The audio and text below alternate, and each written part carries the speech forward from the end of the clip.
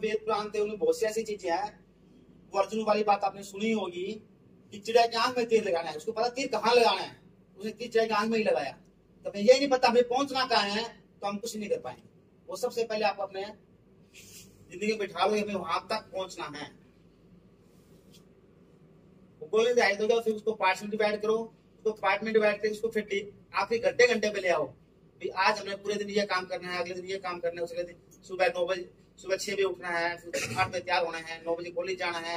आने के बाद गूगल में हमने उसके रिलेटेड इतनी कंपनीज है, कहाँ कहाँ काम कर रही है, कितनी इन्वेस्टमेंट्स है, हम उसमें कहाँ फिट बैठते हैं। फिर उसको लगता है कि हम उस बिल्कुल फिट बैठते हैं, फिर उसको पार्ट्स में डिवाइड करो कि सबसे पहले काम हमने क्या करना है, इसलिए हमें एजुकेशन क्या चाहिए इस कंपनी खोलने के लिए, फर्स्ट टाइम। फिर हमें पैसा कितना चाहिए, फिर उसके लिए हमें नॉलेज कितनी चाहिए, उसके छोटे छोटे गोल के छोटे छोटे पार्ट्स बना लो।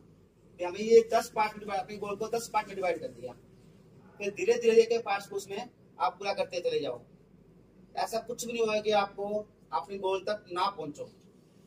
आपका क्लियर रीजन होना चाहिए, मेरे वहां पहुंचना है। डबल माइंड नहीं होना आपने। जब हम डबल माइंड होते हैं हम कुछ भी नहीं कर सकते।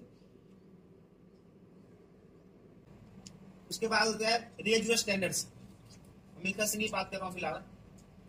तो जब मिल्खा सिंह सबसे पहले जोड़े थे, जो बनियान गिर गई पसीने के अंदर, तो एक छोटा सा मग रखा हुआ था उसको निचोड़ने के लिए। और जब उन्होंने अपने हडल्स दूर कर लिया, मिल्खा वापस आए तो एक बाल्टी रख ली बनियान निचोड़ने के लिए। तो पहले उनका इतना पसीना निकलता कि कब बढ़ता था, इतना पसीना की बाल्टी रखनी पड़ी उनको। अपने आप को स्टैंड इम्प्रूव कर लिया, इतनी दौड़ लगाई, कितना पसीना बहा कि किसी पीछे नहीं रहे। तो अपने आप स्टैंडर्ड इम्प्रूव करो कि छोटी छोटी चीजों से। उन्होंने अपनी पहले जॉब कितने रुपए में क्यों कुछ गैस करो कोई टाइम फ्रेम बताइए, कौन सा टाइम था वो? ये टाइम था 1950 के आसपास का। तो ये तो 100 120 यही रुपए, 25 रुपए में। अच्छा, 25 रुपए ब्रिज मोहन मिजाज जी क्लर्क थे किसी कंपनी के अंदर। तो जाना कि एक छोटी सी कंपनी में ब्रिज मोहन मिजाज जी क्लर्क थे। आज क्या है, अब तो एक्सपायर हो गई 2015 के अंदर। वो कहाँ पहुंच गए थे? सबसे वर्ल्ड की सबसे ज्यादा बिकने वाली 2 व्हीलर कंपनी जो स्प्लेंडर मोटरसाइकिल का था, वर्ल्ड में हाईएस्ट सेलिंग था, वर्ल्ड में हाईएस्ट सेलिंग। 25 ने जॉब शुरू की। उसके बाद उनको कुछ गलत किया, उन्होंने कुछ डॉक्यूमेंट में कुछ गलती कर दी। जो उनका बॉस था उसका तो पुलिसमैन मिलेगी। पुलिसमैन क्या थे, उनके जो उस कंपनी में थे 50 एम्प्लॉइज थे। इनके सभी साइकिलों को साफ करना है और मुझे 2 कमियां दूर करनी है, तो पुलिसमैन मिली। उसने क्या किया, सारी साइकिलें साफ की, ठीक है। फिर उसकी बॉस की साइकिल का नंबर आ गया, उसने बॉस की साइकिल अपने बॉस की अच्छे से साफ की। वो चलने में कोई दिक्कत आ रही थी उसको, तो वो मिस्त्री के पास ले गया। उसके पार्ट में कोई दिक्कत थी, वो पार्ट मिल नहीं पा रहा था। तो एक रामगढ़िया मिस्त्री था लुधियाना के अंदर, वो माइंड से बहुत ज्यादा नॉलेज वाला था, वो ही एक पार्ट बनाता था। उसके पास गया, उसने एंड वो पार्ट लोहे बाग में तपा के और पार्ट बना दिया। वहीं से दिमाग में आइडिया स्ट्राइक कर गया, वहीं से उनको आइडिया में मोहन मिजाज जी को भाई इस मिस्त्री का दिमाग है कि एंटनी पार्ट्स बना देता है। उस टाइम सारे पार्ट्स हमारे जापान से आते थे। इंडिया में कोई भी साइकिल का पार्ट्स नहीं बनता था उस दौरान। ये बात 1952-53 के आसपास की। जापान से सारे पार्ट्स इंपोर्ट करते थे। वो साइकिलें बहुत ही मतलब हल्की होती थी, इंडियन रोड पे चलने के काबिल भी नहीं थी। पीछे कैरियर नहीं होता था, आगे गद्दे नहीं होती थी, इसलिए एक सिंगल बैटरी इस बार साइकिल एटलस सिस्टम बनाता साइकिल, एटलस का नाम था उसका। उसने क्या किया, दिमाग में स्टार्ट किया, उसके पार्ट्स की इतनी दिक्कत दिखा रहे अंदर, कोई ना पार्ट्स बनाए जाए। दिमाग में आया साइकिल ठीक करते दिमाग में आ गया। उसने क्या किया, पार्ट्स का ऑर्डर लेना शुरू कर दिया। जो साथ में कर रहे हैं साथ में पार्ट्स का ऑर्डर ले लिया। उसको 2500 रुपए का पार्ट्स ऑर्डर मिला, 25 रुपए सैलरी थी, पार्ट्स ऑर्डर 2500 2,500 का पार्ट्स ऑर्डर मिला उसको पहले ऑर्डर में। उसने 25 रुपए जो उसने छोड़ दिया और पार्ट्स का ऑर्डर लेना शुरू कर दिया। भाई साइकिल वाली कंपनी, रिपेयर वाली कंपनी पार्ट्स का ऑर्डर लेता, उस मिस्त्री के पास जाता, परमात्मा से सप्लाई कर तो अच्छा खासा मार्जिन हो गया।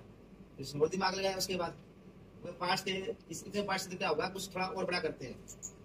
उसने फिर क्या किया, जापान चला गया। वो पैसा हो गया था, जापान जाके पार्ट पे सर्च करी उसने, वहां से उसने पार्ट इंपोर्ट करने शुरू किए जापान से, और कुछ उस मिस्त्री की मदद से इंडिया में आने शुरू कर दिए।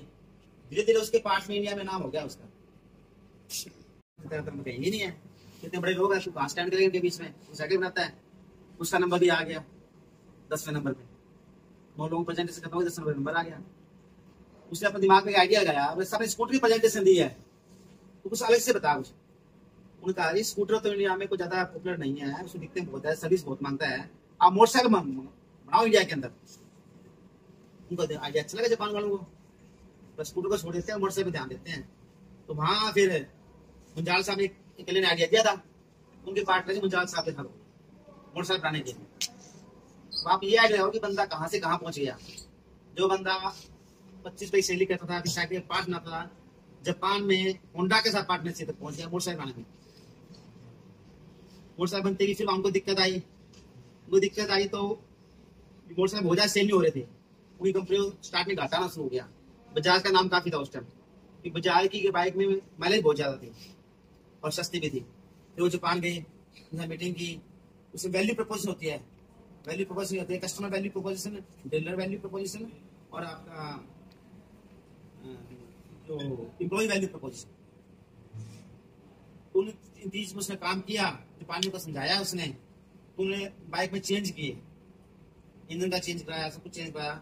उनकी माइलेज उनकी बढ़ती चली गई, माइलेज बढ़वा दी। कुछ वो समझते हुए वो बाइक जो स्प्लेंडर उन्होंने उतारी बाजार के अंदर, वो पूरे वर्ल्ड में सबसे आगे सेलिंग बाइक थी स्प्लेंडर। कहाँ से कहाँ बंदा देखो आपके साथ कहाँ पहुंच गया। उसके बाद उसके बाद फिर वहां उसका कम नहीं हुआ जुनून। उन्हें सोचा कि कल को जापान में लड़ाई क्या करेगा, तो निकाल देंगे। उसने क्या किया, फिर जापान गया, बोला जी आप जब पार्ट्स हमें सारे पार्ट जापान, इंडिया में सिर्फ असेंबलिंग होती थी, कुछ नहीं बनता था इंडियन बाइक्स का। बोला इंडिया में अगर हम बाइक से अलग बिजनेस आइडिया कैसे आएगी आपने मोटर्स के लिए एजुकेशन से सीधा टेक्नोलॉजी? वैसे भी मेरा थोड़ा सा एक्सपीरियंस था इसके अंदर। जब एमबीए की थी मैंने एमबीए की थी इंटरनल बिजनेस के अंदर। उस टाइम में मैंने हीरो होंडा में काम किया था 2 साल तक गुड़गांव में। तो वहाँ पे काम जब क्या मेरी जॉब लगी थी पॉलिटेक्निक में, वहाँ छोड़ के आ गया था मैं। फिर उसके बाद कॉलेज खोल लिए थे। फिर एक दिन हीरो की ऑप्टिमा थी मैंने चलाने के लिए, इलेक्ट्रिक स्कूटी हीरो की पहले आई थी उस टाइम। उस स्कूटी देख के मेरे बड़ा आइडिया आ गया, कहना इस पर काम करना चाहिए। फिर हमने R&D की, अलग कंपनी में गए, कौन क्या बना रहा है, क्या कर रहा है। फिर ट्रेडिंग की, पहले हमने अपने शोरूम्स खोले, जो और लोग बना रहे थे उस टाइम, उनसे लेके सेल करना शुरू किया। फिर मैं चाइना गया, 6 महीने चाइना में लगाए, वहाँ कंपनी में विजिट किया, R&D की, उनकी मैन्युफैक्चरिंग देखी, फिर इंडिया में इम्पोर्ट किया पार्ट्स को, फिर इंडिया में बनाने शुरू।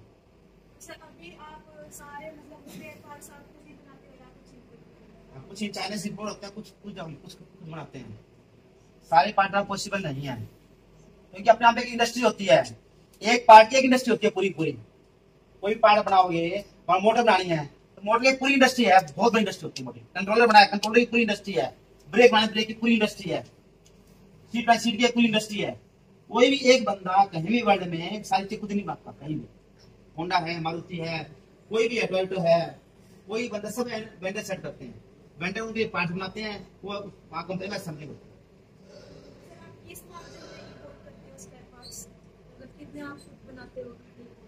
हम 50-50 रेस रहता है। अभी वैसे हमने इंडिया में सेट कर दिया, सारा 100% सेट कर दिया है।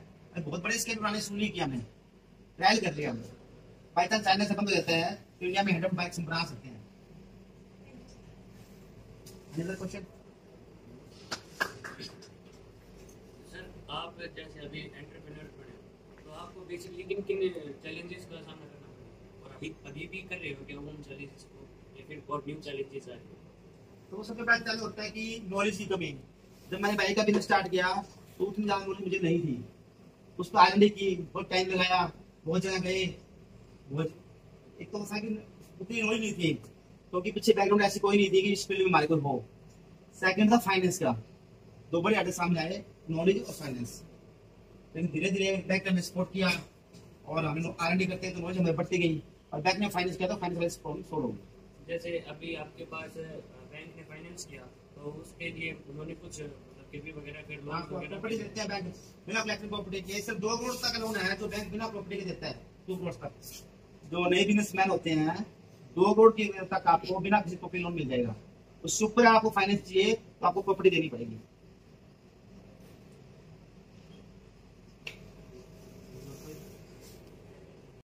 आप क्या दावी बच्चों, आपसे कोई नहीं लेगा। मैन्युफैक्चरिंग कॉस्ट अदर कंपटीटर से हमारी कम आनी चाहिए। बीच में एक बार काफी डाउन में चले, 2 साल पुरानी बात है, मंत्रा की बात करूंगा कि हमारे कंप्यूटर हमसे सस्ता बेचना शुरू कर दिया हमने। फिर चाइना गए, R&D की, कौन सस्ता बेच रहे हैं, तो नई कंपनी हमने टाइप्स किए। हमारी कंपनी जो पहले कंपनी थी पार्ट्स महंगा दे रही थी हमें, तो सस्ते पार्ट्स में लिए और कॉस्ट उठाई हमने, फिर हम मार्केट द्वारा स्टैंड हुए। तो कॉस्ट कटिंग में आपने क्या क्या मेजर्स अपनाए? कॉस्ट कटिंग में तो जो पार्ट सप्लायर है हमसे, उससे नेगोशिएशन बहुत जरूरी होती है, हर एक चीज नेगोशिएबल होती है बड़े से बड़े लेवल पे। सबसे पहले सप्लायर से नेगोशिएशन करो, उसके बाद जो आपका ट्रांजिट है, जो आपका ट्रांसपोर्ट है, ट्रांसपोर्ट भी आपके ट्रांसपोर्ट से नेगोशिएशन करो, या सीजन देखो कब ट्रांसपोर्ट सस्ता मिल रहा है, ट्रांसपोर्ट फिर अपनी कंपनी से कॉस्ट कटिंग करो, जो आपके टू एंड ट्रैवलिंग कॉस्ट है, आपके एम्प्लॉयज की कॉस्ट है, या आपके डी एंड मिल्क प्राइस की कॉस्टिंग है, उनकी कॉस्ट कटिंग करो जहाँ तक संभव हो सकता है। रिलायंस भी कॉस्ट कटिंग करता है, कोरोना में रिलायंस ने 35% कॉस्ट कटिंग करती थी अपनी रिलायंस ने। तो कॉस्ट कटिंग आपको है तो कॉस्ट कटिंग करनी पड़ेगी। सर अगर हम कॉस्ट कटिंग करते हैं तो उससे क्वालिटी पे कोई इफेक्ट होता है? नहीं। प्रोडक्ट्स की सेम प्रोडक्ट में नेगोशिएशन करनी है हमें, क्वालिटी पे भी समझौता करना। सेम प्रोडक्ट कितनी कॉस्ट कटिंग कर सकते हैं, क्वालिटी से कॉम्प्रोमाइज करेंगे तो हम दे मार्केट से बाहर हो जाएंगे।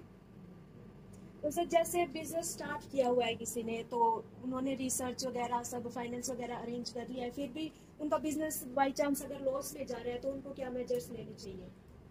लॉस में जा रहे हैं तो पहले तो देखो जी, यहाँ पे कॉस्ट कटिंग वाली बात ही सामने आती है। लॉस में जाने का काम क्या होता है, कंप्यूटर कितना था कंप्यूटर था, नोकिया नाम था, कोई नाम ही नहीं था किसी का, और नोकिया मार्केट से बाहर है। उसने अपने आप को मार्केट के हिसाब से नहीं वो किया, हमें मार्केट के हिसाब से चलना पड़ेगा। लोग क्या, हम क्या चाहते हैं वो नहीं बेचना हमने। एक होता है हमने बना दिया और मार्केट में सेल कर दिया। जैसे मान लो कोई ड्रेस बनाता है, हमने अपने हिसाब से ड्रेस बना दी, टीवी में देखा, मोबाइल में देखा, ड्रेस बना दी, मार्केट में बेचने निकल गए। उस कैटेगरी में जाओगे तो मार्केट से बाहर हो जाओगे।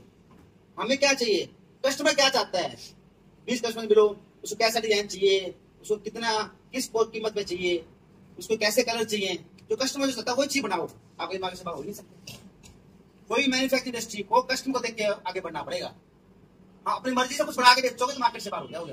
डिमांड एंड सप्लाई को डिमांड एंड सप्लाई तो दोनों वही अलग, सप्लाई चेन अलग बात है, लेकिन कस्टमर सेटिस्फेक्शन अलग बात है। हम जो बड़े बड़े प्लेयर क्यों कामयाब हो गए, उन्हें कस्टमर के रिवर्स चले। वो हमारी पाइन इंडस्ट्री क्या थी, हमने जो बनाया उसको सेल कर दिया बाजार के अंदर, तो हमारी कंपनी मार्केट से बाहर होती चलेगी। और जो नई कंपनी थी मल्टीलेस कंपनी, उन्होंने क्या किया, पहले वो सर्वे करती है कस्टमर किस कंट्री का, किस स्टेट कस्टमर क्या चाहता है, कैसी ड्रेस की बात ही करते हैं तो उसमें कैसा कलर चाहता है, वो मालूम कि हरियाणा में कैसे कलर चलते हैं, हरियाणा की बात करेंगे तो उसमें किस तरह का पहनावा चलता है, कितने सलवार सूट चलते हैं, जींस टॉप चलते हैं, क्या चलता है,